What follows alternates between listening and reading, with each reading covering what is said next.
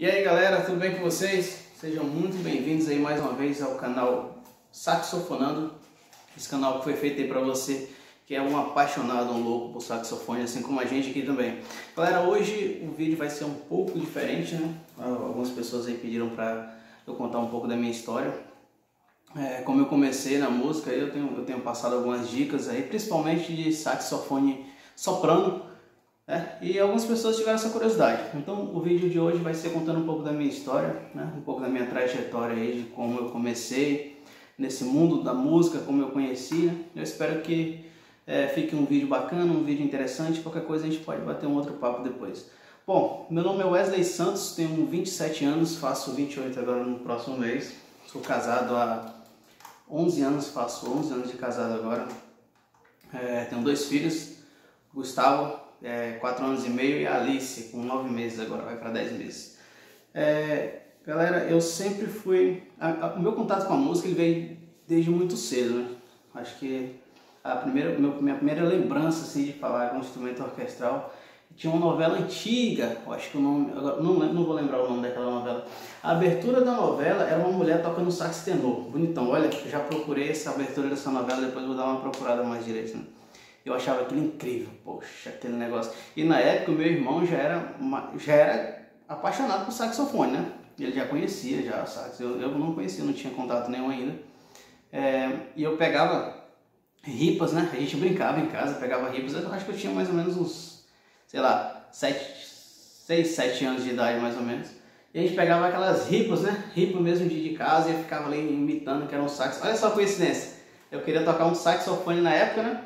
E ficava imitando com a ripa que era reto. Olha só onde é que a gente veio parar, né? Meu primeiro contato com o sax ainda foi um sax reto ainda na brincadeira. Então fui embora de casa um tempo, né?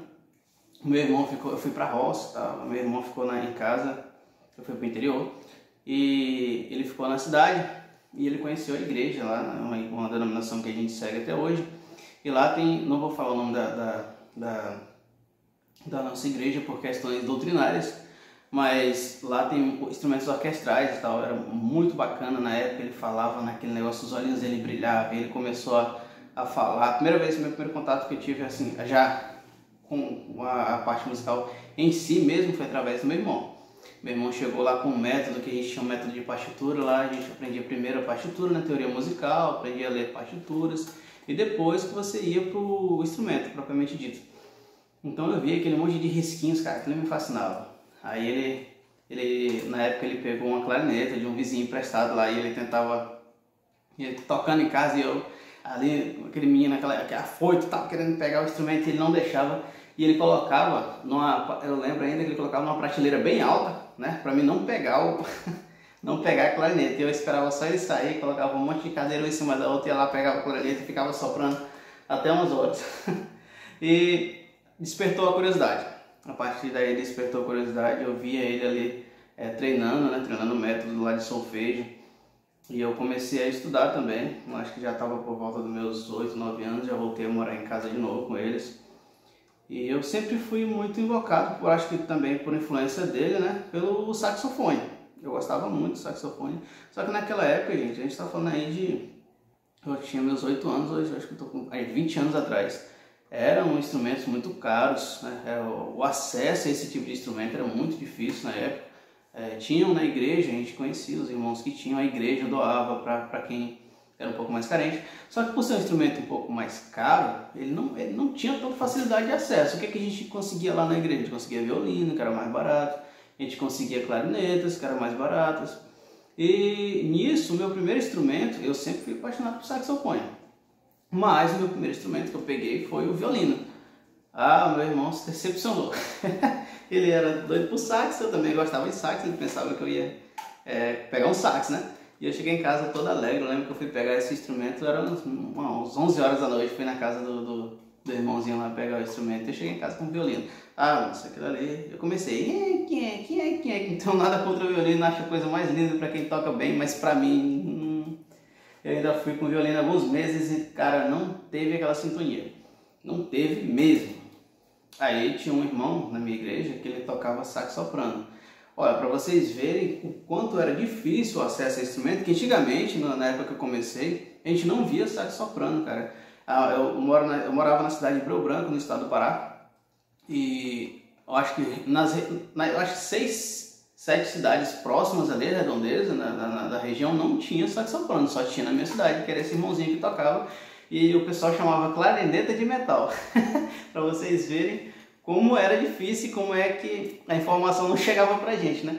Algumas pessoas chegavam, olha, isso toca clarineta, que clarineta é essa? Clarineta de metal e tal, e era o sax soprano.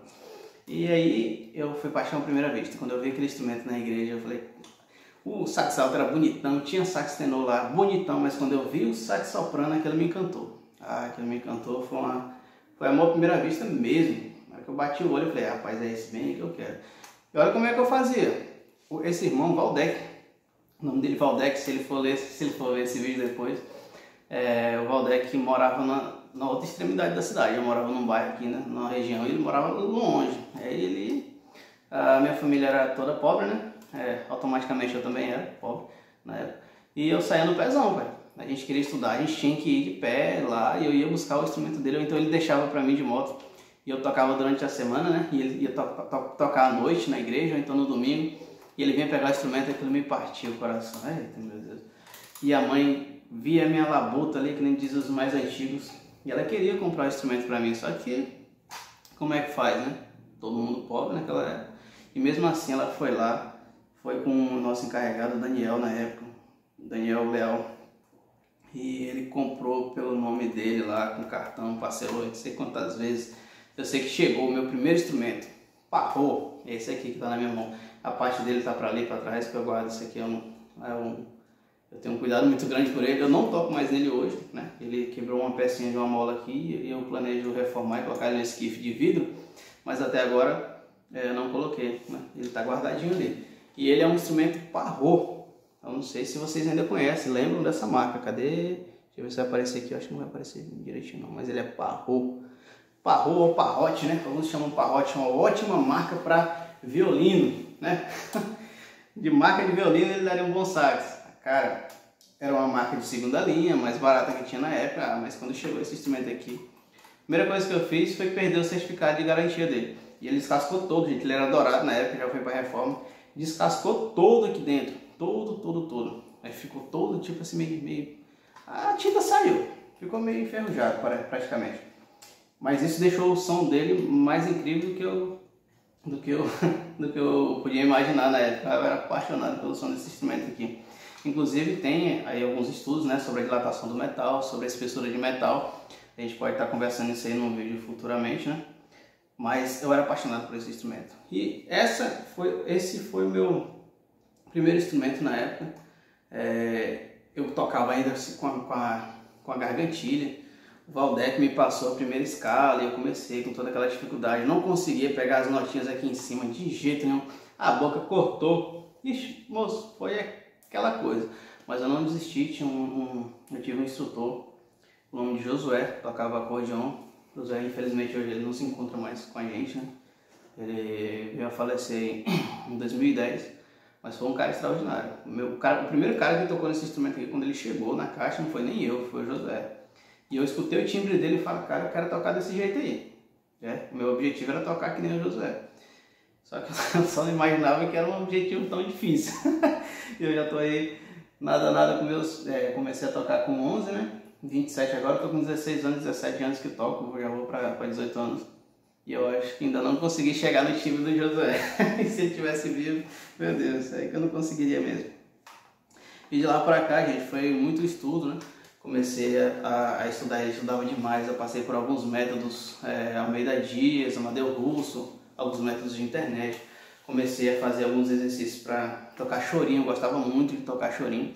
E outra, tem gente que acha que o sax reto é um sax limitado se comparado aos outros. O sax alto é um sax que ele tem uma tessitura musical um pouco melhor, um pouco maior do que a do sax soprano, concordo. A tessitura dele, se você for tocar, ele tem uma base de estruturação ali que ele te permite tocar em alturas diferentes, né? Em muitas alturas e várias músicas. Esse sax soprano ele é um pouco mais limitado em relação ao sax alto, mas você consegue tocar tudo, cara.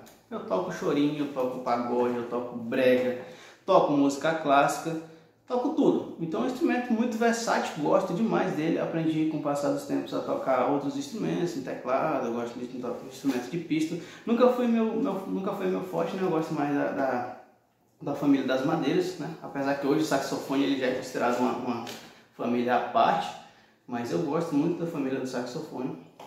Aprendi a tocar os outros, né? As escalas. Antigamente a gente tinha que transportar no próprio instrumento, né? Não tinha partitura transportada. Hoje uma partitura em dó você tinha que aprender a escala transportada no instrumento para poder tocar uma partitura em dó. Hoje não, a gente aprende uma escala universal e a própria partitura que é convertida, né? Ela já não é mais, você não tem que fazer mais isso no instrumento. E eu acho que resumi bem, né? Esqueci alguma coisa, meu bem? Minha esposa está aqui do lado, né? Para me dar um toquinho, vai que eu esqueço de alguma coisa. Mas eu acho que eu resumi bem a história de como eu comecei. E já faz bastante tempo, e essa paixão, esse amor, esse carinho que eu tenho por esse instrumento aqui só faz crescer, velho. Cada dia que eu passo, agora está um pouco mais difícil. Hoje eu moro na cidade que chama Parauapebas, também no estado do Pará. É uma cidade de mineração, aqui as coisas são um pouco mais corridas. Com o passar do tempo eu acabei estudando, né? Fui para uma outra área aí e a gente fica com menos tempo. Eu acho que hoje, se eu fosse tentar fazer o que eu fazia antes em relação a estudar, o tanto que eu estudava, cara, eu era fominha demais. Eu estudava muito mesmo no instrumento. Eu chegava de madrugada, colocava ali um paninho na boca aqui, como se fosse o abafador, e tocava e ficava com o instrumento segurando ele aqui, ó, fazendo a escalinha, com o som do instrumento na cabeça, né? Com a altura do som do instrumento na cabeça, né?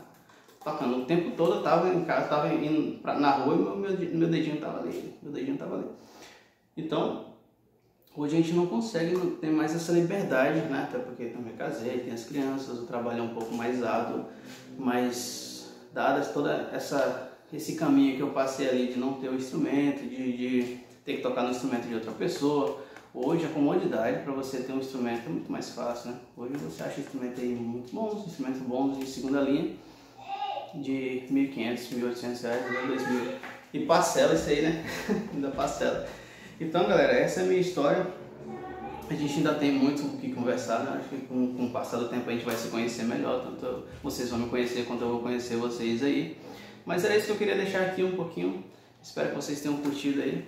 E a gente se vê no próximo canal. Curta, compartilha pra gente poder enganjar aí, né? Nesse canal, esse projeto que a gente está iniciando agora. De estar tentando inserir um pouco mais de material, um pouco mais de recursos voltados ao saxofone, principalmente ao sax soprano. Eu repito isso, eu estou até correndo o risco de ser um pouco redundante aqui, mas a gente não tem tanto material voltado para o sax soprano, até partituras, é difícil a gente achar na internet, né, alguma coisa relacionada a esse instrumento. E essa é a nossa missão aí que a gente pegou mesmo, embora tentar fazer uma coisa bacana, e eu conto com vocês aí para a gente poder alcançar o maior número de pessoas, de músicos, né? Então, compartilhe esse vídeo, passe para aquele teu amigo, aquele teu colega que você sabe que está começando no instrumento agora, que também gosta, também é apaixonado por esse instrumento. Não adianta só, gosto, mas não gosto, sou mais sax alto, não.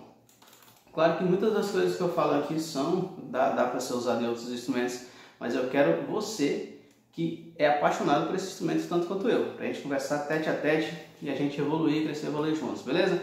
Então curta, compartilhe e a gente se vê no próximo vídeo aí, tá bom? Valeu, galera. Abraço.